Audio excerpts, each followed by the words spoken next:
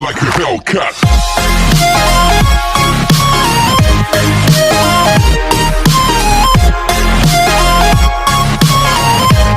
आपका आज हम आपके साथ डिस्कस करेंगे 10th का एपी जो मैंने पीछे क्लास में पढ़ाया था उसी का एक्सरसाइज 5.2 आपके साथ मैं डिस्कस करूंगा।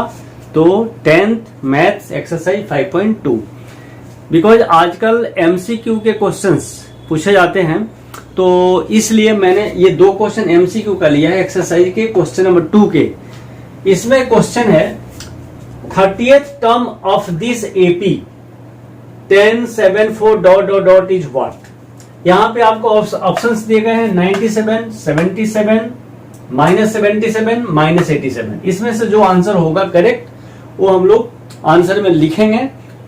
तो पहले हम इस एपी का 30th टर्म निकालेंगे ताकि हम बता सके इसमें से कौन आंसर करेक्ट है।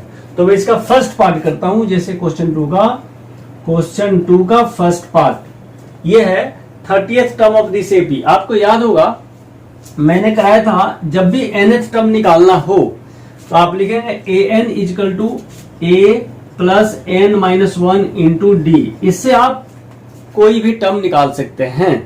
तो ये हमारा एपी है जिसका फर्स्ट टर्म है 10, यानी a की जगह पे रखेंगे 10 और हमसे पूछ रहा है क्या 30th टर्म, यानी आपको a30 पूछ रहा है तो यहाँ पे लिखेंगे a30 इजकल टू a की जगह पे रख दिया आपने 10 प्लस n माइनस 1। यहाँ पे n वही होता है जो टर्म आपसे पूछ रहा है वही n होता है, यानी n का वैल्यू यहाँ पे 30 है। तो ये 30 माइनस 1 यहाँ पे मैं डायरेक्ट इसको 29 लिख दे रहा हूँ। 30 माइनस 1 करके मैंने सीधे 29 रख दिया बिकॉज एक नंबर का क्वेश्चन है तो ज्यादा समय नहीं लगाएंगे उस पर आप। तो 29 रख दिया इंटू डी। डी क्या है? तो ये फर्स्ट टर्म है, ये सेकंड टर्म है। तो डी निकालने के लिए आपको मैंने बताया होगा कि second term minus first term कर दो हमेशा। तो ये -3 आएगा। डी क्या हुआ? -3। तो मैंने डी की जगह पे -3 रख दिया। अब आप पहले इनको मल्टीप्लाई करेंगे फिर इसमें ऐड करेंगे। तो ये क्या बनेगा? ये बनेगा 10 और ये प्लस है और ये माइनस है क्योंकि मल्टीप्लाई होकर इसको माइनस बना देगा। माइनस इसको आपने मल्टीप्लाई कर दिया तो आ गया 87। तो 10 माइनस 87 क्या होगा? -77। तो मैंने इजकल टू देके यहाँ पे -77 लिख दिया। इसका मतलब हमारा जो आंसर होगा वो ये सी होगा। अब आप आंसर दे रहे हैं एग्जाम में तो कैसे देंगे आंसर इसका जो हुआ वो ये लिखेंगे। इसका फर्स्ट क्वेश्चन नंबर 2 का फर्स्ट पार्ट है तो आंसर आपने लिख दिया सी। तो आंसर इसका लिख दिया आपने सी। इस तरीके से आप आंसर देंगे। अब मैं इसी का सेकंड पार्ट भी करा दूं आपको। तो इसमें पूछ रहा है कि 11th term of this AP is what. इसमें ऑप्शंस दिए गए हैं आपको ये 28, 22, -38 एंड -48 एंड हाफ। तो आप सबसे पहले इस एपी का आप देखेंगे 11th टर्म निकालना है तो आपने यहाँ पे लिख दिया a11 इजकल टू, मैं पहले लिख देता हूँ an equal to a plus n minus 1 into D. ये an होता है a plus n minus 1 into D. आपको 11th टर्म निकालना है तो आपने यहाँ पे लिख दिया a11 इजकल टू a। यहाँ पे फर्स्ट टर्म आपका क्या है? -3। तो आपने a की जगह पे रख दिया -3 प्लस n माइनस 1। n यहाँ पे 11th टर्म निकालना चाहते हैं तो n 11 है तो यहाँ पे आपने n माइनस 1 करके सीधे मैंने 10 रख दिया। इंटू डी क्या है वो हमें निकालना पड़ेगा यहाँ से डी। तो डी के लिए थोड़ा सा मैं यहाँ पे रफ कर लेता हूँ। मैंने बताया second term minus first term, तो आपका सेकंड टर्म है, ये फर्स्ट टर्म है। तो आप लिखेंगे a2 माइनस a1 यानी डी निकालने के लिए। तो d इक्वल टू आ जाएगा a2 माइनस a1। तो इसका मतलब कि -1/2 और माइनस जब -3 करेंगे तो आपका ये जो माइनस है वो +3 बन जाएगा। यानी -1/2 यहाँ माइनस लिखेंगे, इसकी जगह पे 3 रखेंगे तो माइनस और ये माइनस प्लस का 3 बन गया। तो ये क्या बन गया? ये बन गया -1 + 6। तो -1 + 6 मैंने लिख दिया। -1 + 6 क्या बनेगा? +5/2। तो आपका जो कॉमन डिफरेंस आ गया वो 5/2 आ गया। तो यहाँ पे d की जगह पे आपने यहाँ पे n-1 तो 10 रख दिया, इंटू d की जगह पे आपने 5/2 रख दिया। तो ये क्या हुआ? ये हो गया 5 और ये हुआ -3 प्लस ये 5 5 जा 5 इंटू 5 25 हो गया। तो -3 प्लस 25 करके कितना आ गया, -3 प्लस 25 प्लस में 22 आ गया। तो 22, अब आपका आंसर क्या हुआ, आंसर हुआ 20, आंसर हुआ बी। तो इसका आंसर हुआ बी। तो आपने यहां पे आंसर लिख देंगे, आंसर इसका हुआ बी। इस तरीके से आंसर आप देंगे। अब आपके साथ मैं इसी एक्सरसाइज से आगे बढ़ता हूं, क्वेश्चन डिस्कस करता हूं। क्वेश्चन नंबर 3, इसमें find the missing term of the AP. Find the missing term of the AP.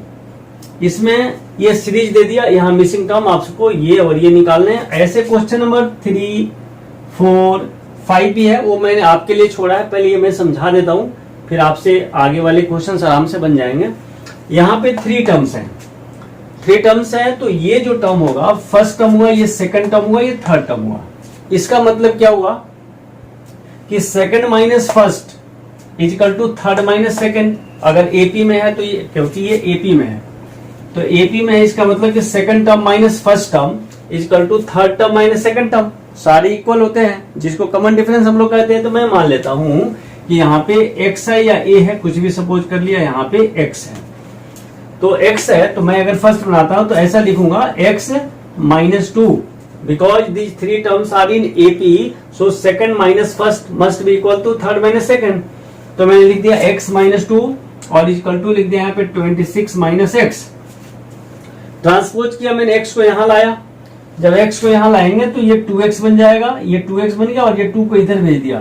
तो ये 26 + 2 ये हो गया 28। तो यहां से x हमारा आ गया x = 14, यानी ये जो टर्म था मिसिंग टर्म वो था 14।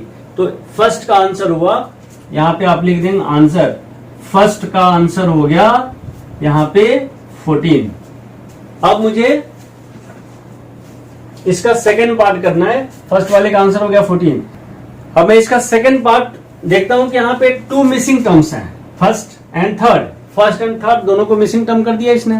मैं काम करता हूं, यहाँ पे जो ये फर्स्ट टर्म है, अगर मैंने इस फर्स्ट टर्म को x मान लिया तो a मान लेता हूं, फर्स्ट टर्म को a मान लेता हूं।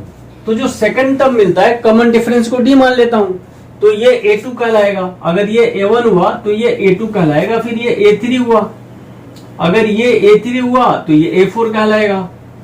तो मैंने ऐसे कर दिया, ये a1 है, ये a2 है, ये a3 है, ये 4 है, और कॉमन डिफरेंस को d मैं सपोज कर लेता हूं। Common difference equal to d मैंने सपोज कर लिया। अगर मुझे ये सेकंड टर्म लिखना हो तो जैसे आप लिखते हैं an equal to a + n - 1 into d लिखते हैं। तो इसके हिसाब से जो सेकंड टर्म यानी a2 बनेगा, a2 अगर आप यहाँ पे a2 लिखेंगे तो क्या लिखेंगे, a जो है आपका a1 है, प्लस n - 1 करेंगे तो 2 - 1 ये 1 रह जाएगा, क्योंकि सेकंड टर्म ले रहे हैं ना आप। तो यहाँ पे 2 - 1 यानी 1 हो गया, तो ये d। इसका मतलब ये हुआ कि a1 + d इक्वल टू हो गया 13, इक्वल टू यहीं पे 13 लिख देता हूँ। एक इक्वेशन मैंने इसे मान लिया a1 + d 13 करके। तब मैं देख रहा हूं कि ये जो हमारा फोर्थ टर्म है, फोर्थ टर्म कैसे मिलेगा, मैं इसको a4 कर देता हूं। ये बनेगा a + 3d, क्योंकि यहाँ पे 4 - 1 करेंगे आप, तो a + 3d इक्वल टू लिख देता हूं मैं 3। तो a + 3d मिल गया 3। अब इसको मैं सॉल्व कर देता हूं यहाँ से। यहाँ पे जो हमारा a है वो a1 लिखा है मैंने, तो यहाँ भी a1 कर दे रहा हूं। अब ये जो 2 इक्वेशंस बन गए हमारे पास, इनको मैं एलिमिनेशन मेथड से सॉल्व करके a1 निकाल दूंगा, d निकाल दूंगा। a1 निकाल दूंगा तो ये टर्म मिल जाएगा, d जब निकल गया तो ये हम जो मिसिंग टर्म्स हैं ये वाले आ जाएंगे आराम से। तो मैं इनको सॉल्व करता हूं, इनको एलिमिनेशन मेथड से। मैं यहीं पे सब्ट्रैक्ट कर दे रहा हूं, यहीं पे लिख दिया सब्ट्रैक्टिंग, यहाँ पे आपने लिख दिया सब्ट्रैक्टिंग। और वैसे भी ऐसा क्वेश्चन कभी भी आएगा तो ये 1 मार्क का क्वेश्चन है, एमसीक्यू में ही आएगा, तो आपको बहुत समय इसमें लगाने की जरूरत नहीं है, इसलिए मैंने यहाँ पे सब्ट्रैक्ट कर दिया। सब्ट्रैक्ट करेंगे तो ये माइनस हो गया, फिर ये माइनस हो गया, फिर ये माइनस हो गया। अब आपका a1 यहाँ पे कैंसिल हो गया, a1 कैंसिल हो गया, तो यहाँ पे क्या रह गया, -2d ये हो गया, क्योंकि d - 3d -2d हो गया। और यहाँ पे 13 माइनस 3 आपने किया तो यहाँ पे 10 हो गया, यानी कि d का वैल्यू -5 आ गया। तो यहाँ से d क्या आ गया, d इक्वल टू आ गया -5। अब जब d आ गया -5 तो आपको क्या लिखना था, आपको लिखना था थर्ड टर्म। तो अगला कोई भी टर्म जब इसके पहले वाला टर्म आपको मालूम है कॉमन डिफरेंस को ऐड करते हैं तो ये टर्म मिल जाता है। तो आपका जो a3 बनेगा, a3 इक्वल टू ये 13 है, 13 प्लस d, क्या आपका जो d है वो -5 है, तो 13 -5 कर देंगे। जो आपका a3 है वो है 13 में d प्लस करेंगे तो आपका ये मिल जाएगा। तो मैंने यहाँ पे a3 निकाल दिया, a3 equal to 13 -5 common difference, तो ये हो गया 13 -5 यानी कि 8। इसका मतलब यहाँ पे 8 आएगा। इसका मतलब ये जो मिसिंग टर्म है a1 अभी नहीं निकला, तो मैंने a3 निकाल दिया, बट अभी a1 नहीं निकला। तो a1 नहीं निकला तो मैं ऐसा कर देता हूं, जो a2 है हमारा 13, a2 को आप लिखेंगे a1 प्लस d, और यहाँ पे 13 रख देंगे a2 की जगह पे। और a1 हमें मालूम नहीं था और d मालूम है यहाँ पे -5, तो a1 -5 कर दिया, इसको लेकर यहाँ पे प्लस कर दिया। तो a1 इक्वल टू क्या आ गया, a1 इक्वल टू आ गया 18। तो हमारा ये वाला टर्म जो है ये 18 बन गया, और ये जो मिसिंग टर्म था ये हमारा 8 बन गया। तो ये कंप्लीट हो गया। बाकी इसका जो थर्ड फोर्थ फिफ्थ है वो आप घर पे करेंगे। अब मैं इसी का क्वेश्चन 4 लेता हूं। क्वेश्चन 4 है कि which term of this AP, question 4 है which term of this AP is 78। मतलब कि एपी दे दिया और आपको लास्ट का टर्म दे दिया या एन दे दिया 78, तो कह रहा है कि नंबर ऑफ टर्म्स कितने हैं, यानी आपसे पूछ रहा है यहाँ पे which term of this AP is 78, यानी n फाइंड करना है।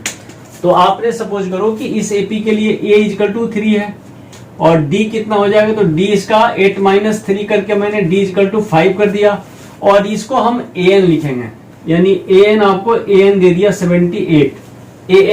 78, और आपको n फाइंड करना है। ये आपका क्वेश्चन है, एक्चुअल में ये क्वेश्चन है कि which term is 78, मतलब n फाइंड करना है। तो मैंने यहां भी an का फॉर्मूला लगाया, an equal to a plus n-1 into D.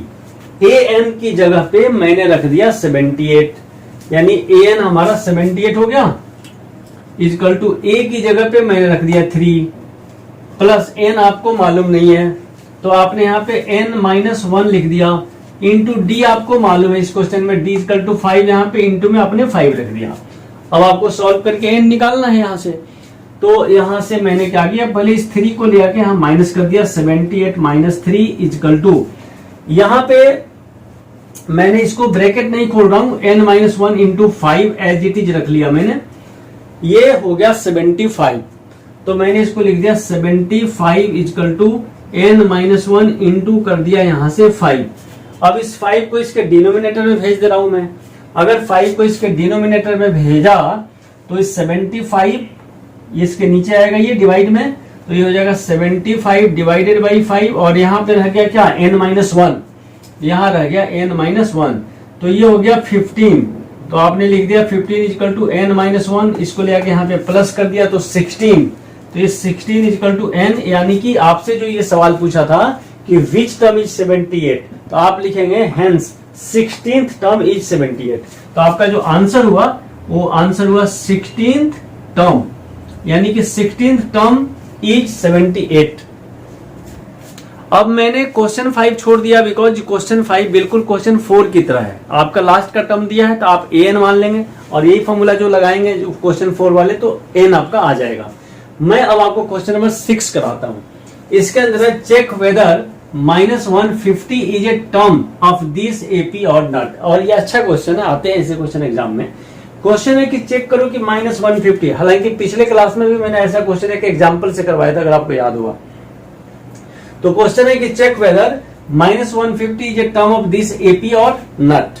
तो हमें क्या करना होगा कि ये जो टर्म हम चेक करना चाहते हैं इस एपी के अंदर है कि नहीं, उसको हम nth टर्म मान लेते हैं an।